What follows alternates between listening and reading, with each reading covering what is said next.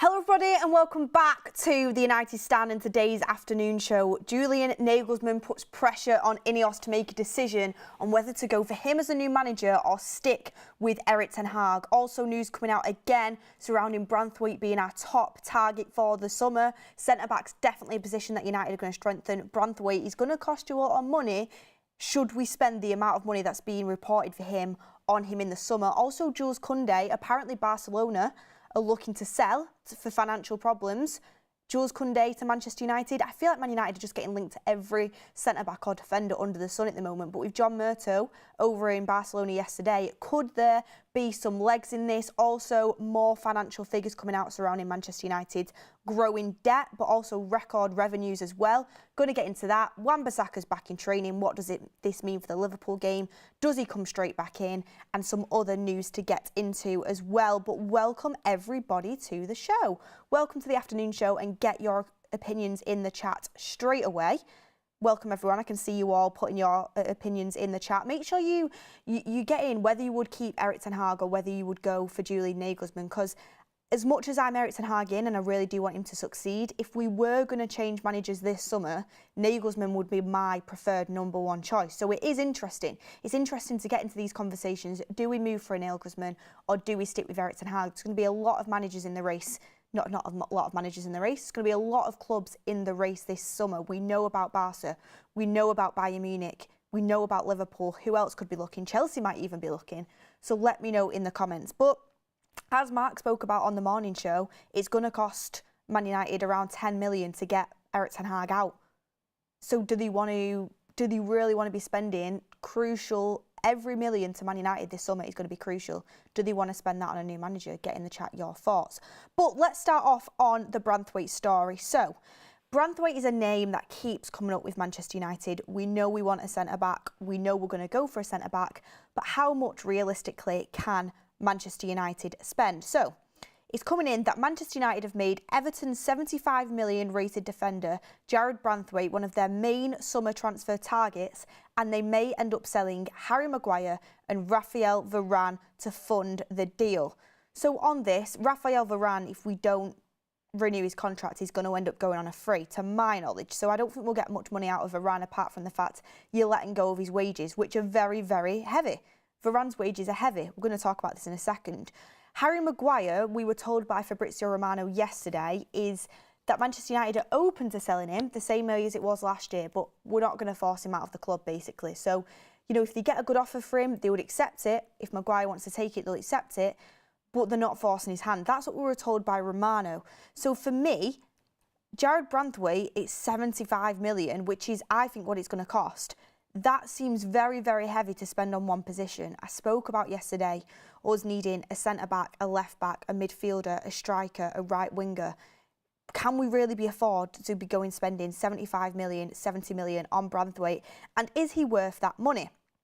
So, get in the comments what you think about this. The one thing I would say about Branthwaite is there's so many people I've seen saying it's 40 million max on Branthwaite, 45 million max. What about if Everton go down? All of this sort of stuff coming out. What I would say on that is Branthwaite is 21 years old. Whether Everton go down or not, if there's more than one club in the race for Branthwaite, Everton can hold a bidding war and the price automatically rises. John Stones, when he left Everton in 2016, went for 47 million. Obviously, transfers and transfer prices have gone up since then. Branthwaite is 21, he's got an extremely high ceiling, he plays in the Premier League, there is, you know, English tax on the Premier League. You're going to end up paying a hefty amount, and it's whether Man United can afford to spend that much money on one player. I think when people talk about, you know, Man United wanting to get Branthwaite's price down to around 50 million, I think you're in dreamland. I think Everton will demand at least 70 million for this player. He's, you know, if you buy Branthwaite in for 70 million, he's there for a decade at the club, if not longer. You're going to get that money back. You know, when you looking at what young players are going for at this moment in time, how much clubs are paying, I think you're in dreamland if you're looking at getting him below 70 million, if I'm going to be honest. But it says here, and this is coming out from Ben Jacobs as well, Branthwaite certainly ticks a lot of boxes and will be discussed in more detail, but the asking price will depend on whether Everton stay up or go down. Everton are expected to ask for at least 70 million. It's a tough deal for Manchester United to pull off this summer if they don't get Champions League football, but finding a new centre-back is a key priority. So again, Branthwaite, he keeps being claimed as our top target, but I don't think we can afford him personally. I don't think we can afford to spend the amount it's going to cost to get him out of Everton. I love him. I think he's such a bright talent and I would love to sign him. I just don't think we'll be able to afford it. But get in the comments what you think. Get your super chats in. Nagbill says we don't need Branthwaite. Well, what centre-back would you go for then? And what do you think about the Jules Kounde links as well?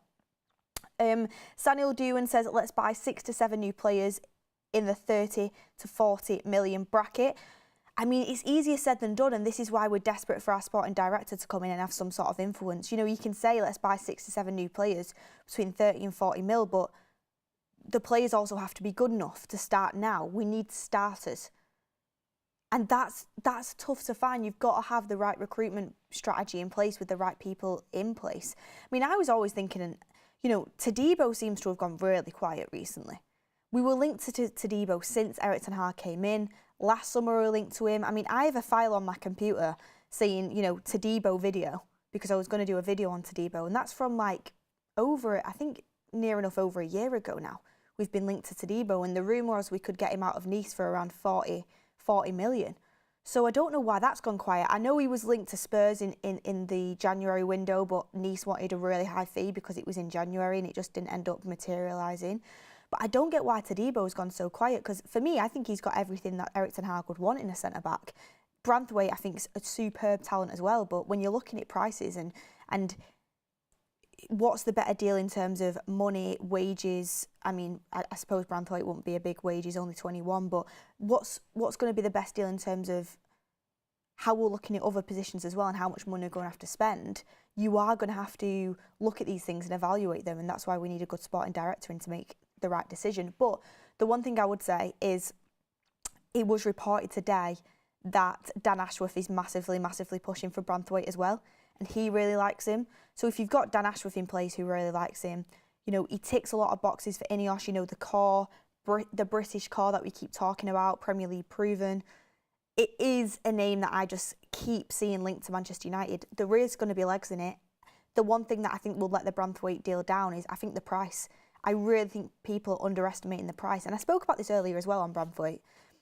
I saw a report a few months ago now, and people were laughing at me when I said this, but Ancelotti has got good connections to Everton. He worked at Everton. I mean, that feels like a long time ago now, but it wasn't too long ago.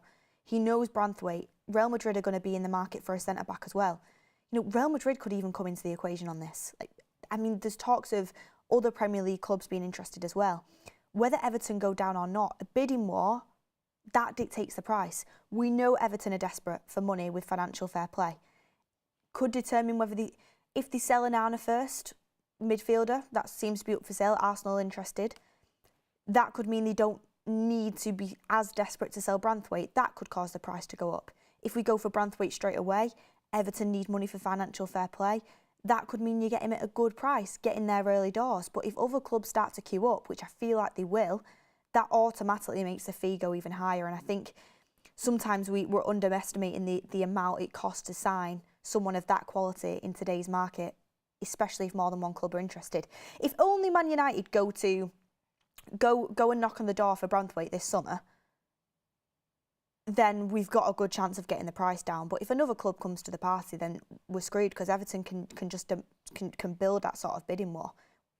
But will I think Everton will get relegated anyway? I don't. I think they'll stay up. I think it's going to cost a lot.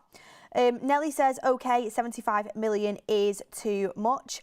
Nelly also says, I prefer Branthwaite than Todibo. If you have to ask me Branthwaite or Todibo right now, I'd pick Branthwaite, but I still think Todibo is a very, very good player. It's only because I've probably seen more than Branthwaite week in, week out playing for Everton. He's slightly younger. I feel like he's maybe got a higher ceiling, but I'd be super happy with Todibo. I think Todibo is a beast. And if there's going to be 30, 40 million in it, then maybe go for Todibo as well. Get Todibo or Kounde for 40 million, says Lucy. Get in your chats and we'll talk about this. People saying overrated British player. Guys, right, okay.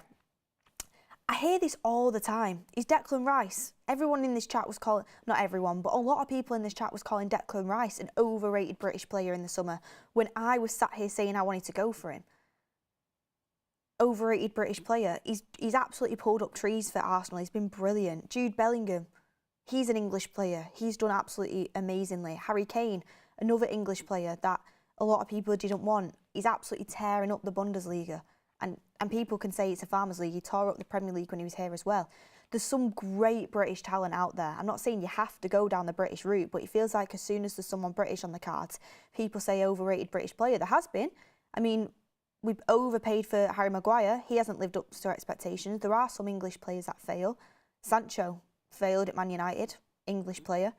But there's a lot of English players that are absolutely top quality, and I think Branthwaite will fall into that category. What centre-back should Man United sign? Get involved in the poll there. If I had to pick, I'd pick Branthwaite on that, but get your comments in. We're going to talk about Kounde in a second as well. Mario Franco says, any strikers we could go for Girona's. I mean, Mario Franco not been linked to any strikers yet, but we certainly will be going for strikers in the summer. And it's going to be interesting for me as well, like what striker we're going to go for. We've been linked to a couple, but we've not really been outright linked to any. I personally think in this moment in time, United don't have a clue what sort of striker they're going to go for. I think a lot of it depends on how Højlund finishes the season. But strikers aren't cheap. Strikers are not cheap, but I don't see us splashing a huge amount on a striker. I really don't. I see us definitely getting a striker in, but I don't think it'll be where one of our big spends are. But the news coming out around Jules Kounde that I wanted to bring in is it's coming from Sport Witness, and let's get this kind of in the chat as well. It's very easy to now start linking Manchester United to Barcelona players. John Murtough was seen in Barcelona yesterday. They're having discussions with Barcelona. There obviously is something in them conversations. You don't fly over to Barcelona and start having discussions with them for no reason. But it's easy to link Man United going for Kounde. There's been links there before. Man United are interested in defenders, centre-back. It's easy to make that story happen. That's all I'm saying. I don't think there's much in it yet, but let's see how it develops. But Chelsea have been linked to Kounde before as well, and apparently Man United and Chelsea are very, very interested in signing Jules Kounde, who could be sacrificed by Barcelona this summer. Where have we heard that before? Barcelona wanted to sacrifice De Jong last summer, but De Jong said, no, I'm staying put. And, you know, John Murtough went over to try and get him himself, and De Jong still said he was going to stay. So we've heard that before. Ultimately, it comes down to the player whether they want to leave or not. And it said the Spanish side are under pressure to keep on top of finances, which are said to be a priority. I mean, Kounde, it kind of fits into Eric Ten Hag's model because he's so versatile. You're not only getting someone who can play centre-back, but you're getting someone who can play full-back as well. My only concern is obviously if Kounde is playing as a centre-back, he's predominantly a right-sided centre-back. If you pair Kounde and Martinez together in the Premier League, there's not enough height there. I'm sorry, there's not. I love Martinez, but there's not. I think Kounde's 5'10". For me, that's not tall enough to partner Martinez in the Premier League. Off aerial, Jules, we're going to have a bit of a problem. Set pieces as well. He could play as a right back that is functional. Then would you move, you know, where would Dalot go? Would he be competing with Dalot? Would Dalot then become right back and also back up left back? But apparently we're in the market for a left back, says Fabrizio. So if a few things aren't adding up, of course there'll be different strategies and nothing's been nailed on yet. But Kounde, for me, it wouldn't be one I'd be going for because personally, I think we'll go for a left back over a right back. And second of all, I don't think he suits the centre-back profile that we're going for, personally. I don't think he does. So I would be staying clear of that deal. And I'd be surprised if Man United go for it as well. I just think this is news surrounding what happened yesterday when John Murtough was pitching in Barcelona. That's where I think it's coming from. But get in the chat what your thoughts are on Jules Kounde. I think he's a decent player, but I just don't think he's the profile that Manchester United should be after. I'd much rather sign a Todibo than sign Jules Kounde, if I'm going to be honest with you. Royden Frost says Scalvini is better than Silva and won't cost 80 million. Mario Franco also says Kounde has been really bad recently. And we've also got Jaron saying injury prone isn't Kounde. Kounde, I wouldn't say he's particularly injury prone, but he has suffered from it with injuries while he's at Barcelona, which is another thing you do need to be looking at Manchester United. We can't afford to bring somebody in who's also going to suffer injuries because, you know, I think Mason Mount has missed more games at Man United this season nearly than what he was at for his whole Chelsea career combined. You know, you have players that have slight injuries before they come to United, and then as soon as they get to Man United, the injuries go up because our medical team is so poor, and that's another thing that Jim Ratcliffe has to address as well. David Lashley says Bremer. Bremer is someone that keeps coming into the conversations. 26, Brazilian. Romano said on the show, he stay if you missed it. He's an absolute beast, and he says he thinks his personal opinion is he thinks he'd suit the Premier League very well. Apparently, it's someone that Ashworth really admires as well. So Ashworth scouting there coming into play again as well. We've only really been linked to Bremer since Ashworth's kind of been secured in the Man United job. That I won't be surprised if that's something we go for, but Juventus apparently holding out for a big fee because they also have financial difficulties and they want a good fee for Bremer. Apparently it's going to be around 50, 60 million. That's another one that could be looked at. I've not seen too much of Bremer. For me, he's not a top choice, but he is someone that I have interest in. He's someone that I need to look into more deeply. I really want to actually do a show on maybe top 5 centre-backs that Man United could go for in the summer and their strengths and weaknesses. Obviously, that's going to take a lot of research. Going to have to watch quite a few games to kind of bring the best sort of analysis on that I can bring, but it's definitely something I'd be looking to do because I know a lot of you in the chat are a big fan of Bremer. There's some people who are kind of unsure on him, and I think it's a name that's definitely got weight. I do think it's someone we're interested in. There is a few: Bremer, Antonio Silva, Todibo, Branthwaite. There is a few names that keep popping up. So I think we're only going to go for one centre-back, by the way. It depends which route we go down. I think Branthwaite is a top priority, but I think with United, they just don't know if they're going to be able to pay the money. So, of course, the key thing is to have more than just one player. You need a first choice, a second, a third and a fourth as well going into this summer. So it'll be interesting to see where we go from there. Mazanda says Antonio Silva from Benfica is the one. Antonio Silva's going to cost a lot of money as well. Another one, I really like Antonio Silva. I think he's got such a big future ahead of him, but reports are he's going to cost around 100 mil. Can't afford to be spending that on one player at the minute. George Reeves says Kounde's not a right back but a centre back. Apparently he hates playing right back. I've not heard that, but thank you for your super chat, George, as well. Also, guys, breaking news coming through just before. Wan-Bissaka is back in training. This is huge for us. He's back in training now. Will he be able to start on Saturday against Liverpool? I think it's asking for a lot. He's been injured for quite a while. You don't want to rush him back. To start him against Liverpool in the Cup on on Sunday, it's a big ask. Tuesday today, could he be back up to match fitness for Sunday? What do you reckon? I think maybe he'll start on the bench and come on, but Ten Hag's so desperate to win this game, he might throw him in to start as well. Because let's be honest, everyone, Salah's back now. Lindelof versus Salah. It scares me. And this is no disrespect to Lindelof because he's doing a job in a position that isn't his favoured position. Lindelof's a centre-back, he's not a left-back. If Wan-Bissaka does come in, obviously Wan-Bissaka will play right back and I feel like he'll move Dalot to left back, which is also a shame because Dalot's doing so well at right back right now. He's doing amazing. But he can also play left back really well as well. If it was up to me and if Wan-Bissaka was back up to match fitness, he'd come in at right back. I'd move Dalot to left back. But I think Wan-Bissaka being back is absolutely huge. It's huge. So we've got Wan-Bissaka back. Højlund soon coming. Hopefully he'll be available for the Liverpool game as well. Mount's back in training, but obviously he's been out for so long. Romano actually said that he'll be back. Man United are hoping to get him back after the international break. That's massive for us. By the way, a lot of people have written Mason Mount off. I can't wait for him to prove people wrong. He's going to be like a new signing. There's a good player there. He's been very unfortunate with injuries. Where he fits into the team, I'm not too sure, especially with Manu coming through. Not sure where he fits in, but it'll be interesting to see what plan Ten Hag has for him when he is back. But just kind of following, get your chats in, by the way, about what you would do. Would you bring Wan-Bissaka back in? How would you approach the Liverpool game? Let me know. But I wanted to also have a little say on the centre-back situation. So we spoke about Branthwaite, we spoke about Jules Kounde, we spoke about the fact that there's multiple centre-backs that we're in for in the window. Romano said it, Ben Jacobs has said it, we will be going for a centre-back. The rumour is that Varane is going to go. Most journalists are saying it's very likely that Varane's going to go. One, because he's got a high wage and INEOS want to lower the wage bill, and I'll tell you why in a second, because the figures are coming in and it's mental how much our wage bill is. But also the rumour is because of Varane's injury record, they don't want to pay him over 300 grand a week because he's not reliable. Well, I was also saying I wouldn't mind moving Varane on this summer because of his injury record and obviously because of his wages. Back end of last year I was saying that. But I'm going to be honest, Varane has proved me wrong. He has been very reliable this season. Our most reliable centre-back when it comes to injuries, which is crazy.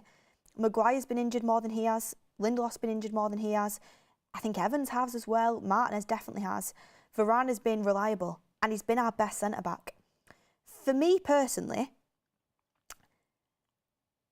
I understood why Varane was going to go in the summer. I understood it, but now I'm starting to change my mind and I feel like INEOS should do it too. Because if Varane's our most consistent, reliable centre-back, he's a huge figure in the dressing room, why not keep him for at least another year? And whatever centre-back comes in, whether it be Branthwaite, Todibo, another young centre-back, having Varane there to learn from and have his experience and have his leadership in the dressing room, I think it'll be huge for kind of embedding them into Manchester United. Also, if it's money that's your worry, Maguire and Lindelof, why not sell one of them for a fee? You know, West Ham was sniffing around for 30 million last year. It's just Maguire didn't want to go. Lindelof you'd be able to get a little bit of money for as well. I think there was talks of Atletico being interested last January. There is clubs interested in Maguire and Lindelof. If you're looking for a fee, why don't we get a fee from them? I mean, Maguire's on over 200 grand a week, I think. So it's still a decent wage off the books. It's just whether another club probably wouldn't be interested in paying Maguire that. And there's talks that Saudi would be in for Varane and would probably cover the wage that he would want. So that's what I would be doing. I actually now would be looking to keep Varane for another year and move on either Maguire or Lindelof and try and get a fee for them. Remember, everyone, Varane, only slightly, but he's actually younger than Maguire. And Maguire's been injured more than him this season. And I think Maguire's had a good season, but why not cash in while the stock is hot? While the stock is wanted, why don't we cash in on him? Maguire's had a good season. There's going to be clubs that want him. That's the direction that I'd be going. But get in the comments what you would think to do. But I tweeted this out earlier and someone made an interesting point saying that with Varane, it might not just be about saving money. Varane at this moment in time might just not want to renew.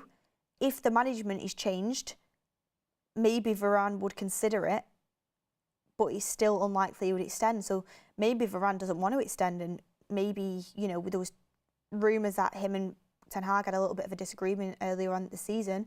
Maybe he wants a new project, but Romano's always come on the show and said Varane loves United and would love to stay and has dismissed offers in the past for us. So I'm under the impression that Varane would want to stay, from what I've been told. And it's the fact that Man United don't really want to justify that sort of wage on a player that's, you know, got injury problems and isn't getting any younger. So for me, I would keep Varane personally based on his reliability this season. Is it because we're only playing one game a week now? Probably, but still more reliable than the rest of our centre-backs. And also just his experience and what he can bring. He's been brilliant. He's been brilliant this season in a really poor team. So that's what I'd be doing, but get in the comments what you would do. Shane Smith says, Varane not that good on the ball as Martinez, but can play a high line unlike Maguire and Lindelof. He can partner with anyone. Exactly, Varane partners with everyone really well. Have you noticed that? Varane and Evans, they work. Varane and Martinez, they work. Varane and Lindelof, they work. Wasn't sure on Varane and Maguire as a partnership for a while, but they started to definitely develop together. Sai says, in terms of centre-backs, we need a backup for Martinez and a starting right-footed centre-back and a backup right-footed centre-back. This is what I mean. If it was me, I'd be going for two centre-backs in the summer. I'd be going for a right-sided centre-back and a left-sided centre-back. But the thought process also could be, with Romano saying we're definitely going to go for a left-back in the summer, if we go for a left-back that is definitely good enough and can start games for Man United, which is, for me, what we have to do, Luke Shaw could be a backup centre-back for Martinez. He's so good at centre-back, Luke Shaw, and he can play left-back. So if you've got a left-back that's good enough to start, you could have the left-back, you could have Luke Shaw, you can have the... I think we go for a right-sided centre-back definitely this summer. I think we have to. I know Branthwaite's left-footed, he can play both though, so it'll be interesting, but that's a point you could bring in. Luke Shaw could also be that backup left-sided centre-back.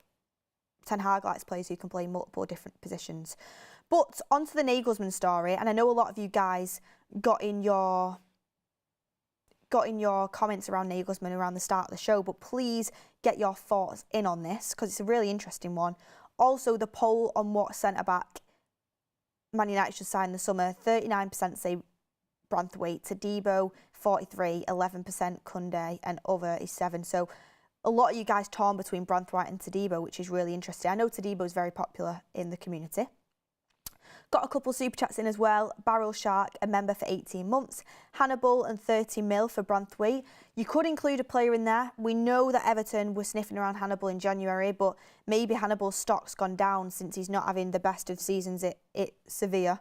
The best of loans at Sevilla, which is frustrating. I feel like he should have gone to Everton on loan. Tom Beth says, I have a feeling that Mason Greenwood is going to go to Barcelona in a swap for De Jong.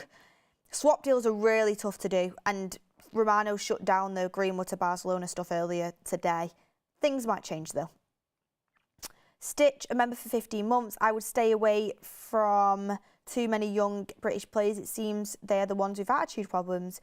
I think that's, you're tarring everyone with the same brush there, to be honest with you. Jude Bellingham doesn't have an attitude problem. He's got an elite mentality. He's doing brilliantly at Real Madrid. Neither does Declan Rice. You know, I think that's unfair to kind of just label an attitude problem with a nationality. I don't think that's true. Taipen says João Palhinha. Palhinha would be great as a centre defensive midfielder, but to be honest, I think he's too much money for his age. I really do like him though, but I think he's like, how old is João Palhinha now? Is he like 29? Realistically, I want us to be going for someone younger. He's 28, he's 29 in the summer. I think João Palhinha, he'd be excellent if he was just a few years younger for us. But I do really like him. But yeah, on the Nagelsmann story. So, Nagelsmann, the basics of the Nagelsmann story is that he wants his future job after the Euros confirmed before he starts the Euros with Germany. He wants to go back into club football. He's obviously got the Euros with Germany. He wants to focus on that while they're playing the tournament. So he wants to already have his job after the Euros confirmed before he goes into the Euros, which means that whoever does go for Nagelsmann in the summer, whoever does go for Nagelsmann in the summer is going to have to get it done before the Euros start. So the Euros start on the 15th of June. Remember, the season ends around the end of May. That is a very, very short turnaround. So the reason this puts pressure on INEOS is because Nagelsmann is definitely one of the names that is on the list if Ten Hag was to leave Manchester United. But if Nagelsmann wants his next club confirmed before the Euro starts, we're going to have to get cracking on that deal very, very soon, which means they'd have to make a decision on Erik Ten Hag. And this puts you in a predicament because, for me, with Nagelsmann, he would be my top choice if Erik Ten Hag did leave. Young manager that I think's got brilliant potential, can play exciting football. I think had a little bit of a rough time with it at Bayern Munich, if I'm being honest, and I think he was unfairly sat there, to be honest with you. He would be my top choice. But I don't want Erik Ten Hag to go, yeah, I really do want to give Erik Ten Hag until the end of the season at least. And to be honest, I'd like to stick with the project. At the moment, though, what I'm seeing on the football pitch isn't really filling me with much hope for Erik Ten Hag because we're not really seeing anything in terms of the potential of this team. It's a really, really tough one. Do you stick with Erik Ten Hag and back him? Bear in mind it's going to cost INEOS around 10 million to get rid of Ten Hag in a summer where financial fair play is going to be really crucial for us. Do you risk that? Do you do that? And plus, you're going to have to start having them conversation with Nagelsmann very, very, very soon because he wants his job confirmed before the Euros. It's going to be an interesting one. What would you do? Get in the comments what you think. Because I like Nagelsmann. He'd be the guy I'd go for. But I don't want to get rid of Ten Hag. And you'd have to start having them conversations soon. I think it kind of rules him out of the Man United job, to be honest with you, because I don't think Sir Jim or INEOS want to make any decision on Ten Hag very quickly. I think they're still evaluating things. When we talked to Romano before, they've said they've not made any decisions on Ten Hag. They really kind of do want to give him a chance. And I think that sort of rules Nagelsmann out for the Man United job, to be honest with you. Mazander says, to be honest, this is not Ten Hag's project. His project was around De Jong and Rabiot double pivot. I mean, just because you've not got the players you initially wanted doesn't mean it's not the project's over. You can get different different players that have similar profiles. A lot of people saying stick with the manager. JS says, I can't believe fans want to gamble and waste another year on someone who isn't showing us anything to hang on to, talking about Ten Hag there. Tinashe says Inzaghi would be my choice. Inzaghi is definitely someone to watch, and is an interesting candidate to be a manager as well. Idris says, back Ten Hag, if you want to see a full Eredivisie team in United, will be a mid-table team. So there's very different receptions from you on this, and it's hard for me as well, because I feel like right now I'm holding the same viewpoints and opinions as INEOS. I want to see how Ten Hag goes, and I really want to back him, but he's not really giving me much to back him from. But if I wanted to move on to a different manager, Nagelsmann would be my top choice. But he wants that decision made basically before the start of June. But with Nagelsmann comes the fact, are you really going to be able to plan properly for the summer if he's focused on the Euros job with Germany? Would you have to do that planning before, which means, talking to Nagelsmann now for the job? Is it going to be too much of a quick turnaround for Nagelsmann to come straight in after the Euros into a pre-season with Man United? Is it going to be one of them where he's starting late and it's not going to get off on the right foot? There's so many unanswered questions, so it'll be really interesting to see how this story develops. He would be my top choice though if Ten Hag did leave, and that's what it really does put a cat amongst the pigeons. Next thing I wanted to move on to was the story coming out around Manchester United's figures, and Ben Jacobs says Man United announced a record quarter revenues of 225.8 million, which again, record revenues for Man United when we're playing extremely poor football. And I think that just shows the type of fan base we have and the huge fan base we have behind us. Obviously, the excitement of Sir Jim coming in contributes to that. But record revenues again when Man United are severely underperforming. I mean, imagine what Man United's revenues could be if we're actually hitting the heights that we should be and be competing and winning Premier Leagues, winning Champions Leagues. So the latest financial figures reveal that 95.1 million increase in staff costs, which have been attributed to their participation in the Champions League. But this is one that's massive for me. The club's wage bill will hit 384.1 million last season, the highest in the Premier League. We have the highest wage bill in the Premier League from last season. Club's wage bill from last season, highest in the Premier League.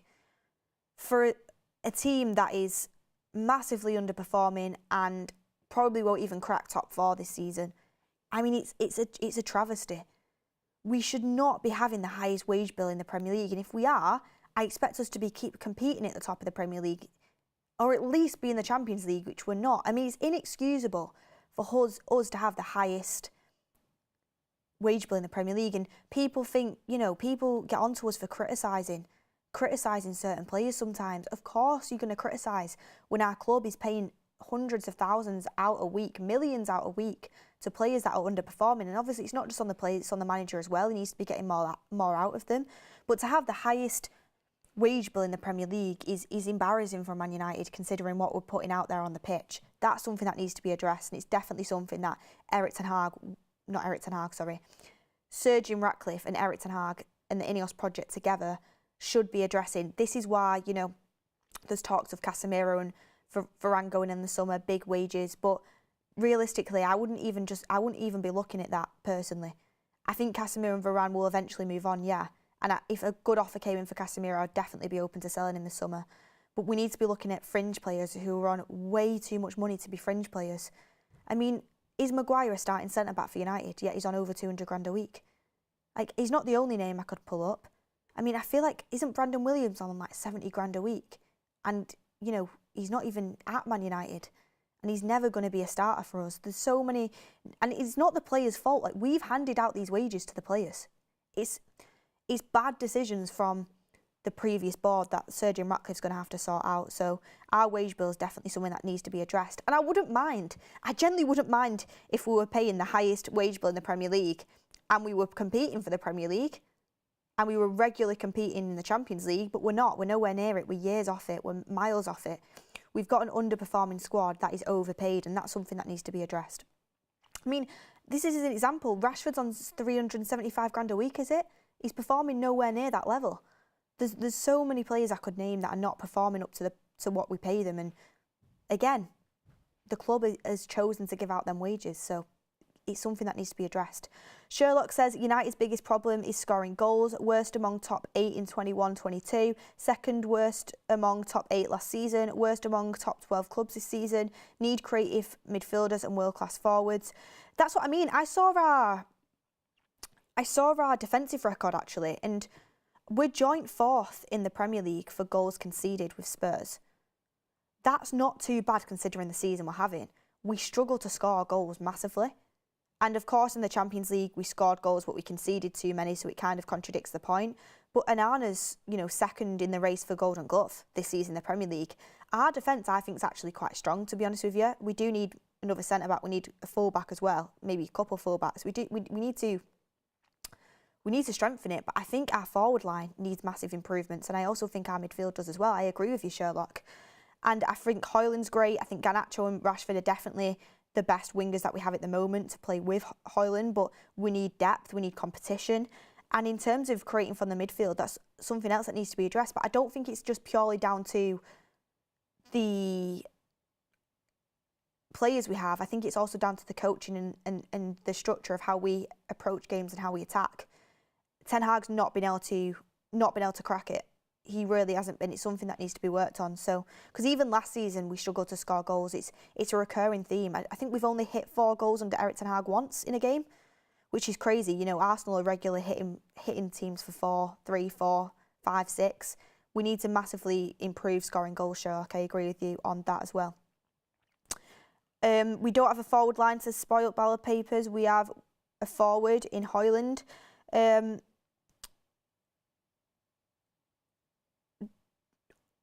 A lot of people talking about Wirtz from Leverkusen. A lot of people talking about different players from Leverkusen. Wirtz looks really good. He does. And Leverkusen are having a cracking season. But it's easy to say, we want Grimaldo, we want Frimpong, we want Wirtz, because Leverkusen are having such a good season. As we've seen, Bundesliga and Premier League, very different leagues. They're also 2 different systems. And Xabi Alonso is doing an incredible job with that team, which can also elevate players and make them look better. I do like Wirtz, so I really do. And we need to be exploring the midfielder market. I don't think we need to go in for a 10. We've got Bruno and we've got Bruno and we've got Mount, who can both play that role. We need to be looking for a hybrid 6 or 8, a 6 and an 8 as well. A box-to-box ball carrying midfielder is huge for us. Mainu's doing really well too. He's another one that I think can develop. Is he going to develop as a 6 or an 8? I think maybe more as an 8. It's something that Man United really need to kind of address exactly what profile they want. I think the main thing is going for a ball-playing 6, because people underestimate that. That starts off attacks as well. Rodri's crucial to Man City. Declan Rice is crucial to Arsenal. We need someone who's really good on the ball as a number 6, and probably a hybrid 8 as well. So that'll be interesting to see how Man United approach that in the summer. Wirtz is very good, but I don't think he'd be high on my priority list for this summer, just because we've got so many positions that we need to address. And then last things last in the show is that Michael Edwards turned down Chelsea and Man United to take the CEO of football job for FSG, and he'll not just be being the CEO of football for Liverpool, he will be the CEO for SFG. He will be the highest decision maker on all football matters at Liverpool after he rejected roles at Man United and Chelsea. And FSG wants to do a second club in which Liverpool can attract global talent. First of all, why are you copying INEOS and Sir Jim? Because we also are doing that with Nice, and there's been talks that Sir Jim wants someone in place to oversee the whole INEOS football operations and to recruit global talent. So, copying Sir Jim, it's okay. Following suit, I get it. Second of all, Michael Edwards, there's no doubt in it. He was an absolutely brilliant director of football, responsible for Alisson, Van Dijk, Salah. He's worked at Liverpool before, so they already have a connection. But he's not going to be a director of football here. He's going to be a CEO. And he's going to be the highest decision maker in all footballing matters. He's going to actually appoint the football director, which I think is going to be Richard Hughes, I think it is, at Liverpool. So obviously this isn't a Liverpool show, but he rejected Man United and Chelsea. That's absolutely fine. He's got connections with Liverpool in the past. No skin off my back. And we have Omar Barada, who I think is going to be absolutely brilliant in his appointment, who's worked at the City Group, knows what it takes to be a club that's winning consistently. you know what they say, one door closes, a better door opens, and I feel like that's the case with Omar Barada coming into Man United. Absolutely don't give one that Michael Edwards is going to Liverpool, to be honest. As Ollie would say, couldn't care less. Do you remember that interview when he got asked about Liverpool? Couldn't care less. I am only focused on Man United, and I think Omar Barada is a brilliant appointment. Tango Comedy King says, hi, the United stand. May I know why my other account has been blocked? Please unblock. I have no idea, to be honest with you. Were you putting hateful comments in? That's usually the way, but if a mod blocks someone, I assume it's for the right reasons, but I'm not sure. I'm really not sure, because I know I didn't block you, but somebody might have done, and I'm not sure, to be honest with you. It's usually not done for no reason, though. But anyway, guys, that is the show. That is the show. Branthwaite, Kounde, Nagelsmann. Figures coming out on the highest wage bill ever. I mean, not highest wage bill ever, sorry, highest wage bill in the Premier League for a team that's massively underperforming. I mean, get in your comments what you would want. Just to round it up, for me, would absolutely love Branthwaite. Don't think we'll be able to afford him. Don't know where this money's coming in the summer, by the way, because we're not going to get Champions League football. I highly doubt it. Hope to God we do. I doubt we do. Apparently, we don't want to sell anyone as well at the moment. So where's the money coming in from there? Apparently, we have to sell to buy. So I'm really intrigued to see how we approach this summer window. And also, it's going to be really intriguing to see how quick INEOS make this decision on Ten Hag. And remember, everyone, we did get told a few weeks ago Ten Hag has, or it might have been a week ago now, the time is so confusing to me at the moment. It feels like it's going slowly, but also feels like it's going fast at the same time. We were told that Ten Hag has 3 games left to save his job. Got through the Everton game. I mean, didn't play good football, but got the result. Liverpool is going to be absolutely huge on Sunday. And then, obviously, I think after that, I can't remember what game we've got after that, but I think it's Brentford. 2 huge games for Ten Hag. This Nagelsmann decision could be made sooner than what we think. It's going to be interesting. I hope Ten Hag comes through with flying colours, but get in the comments what you think. Make sure you hit a like on the video on your way out. Thank you, everyone, for all your support, as usual. All the super chats, all the mods, all the community. Stay tuned for Mark's show later on. I'll also be staying tuned to watch Arsenal play in the Champions League. Wish we were still in it, but here we are. Thanks for watching, everyone, and we'll see you on the next one.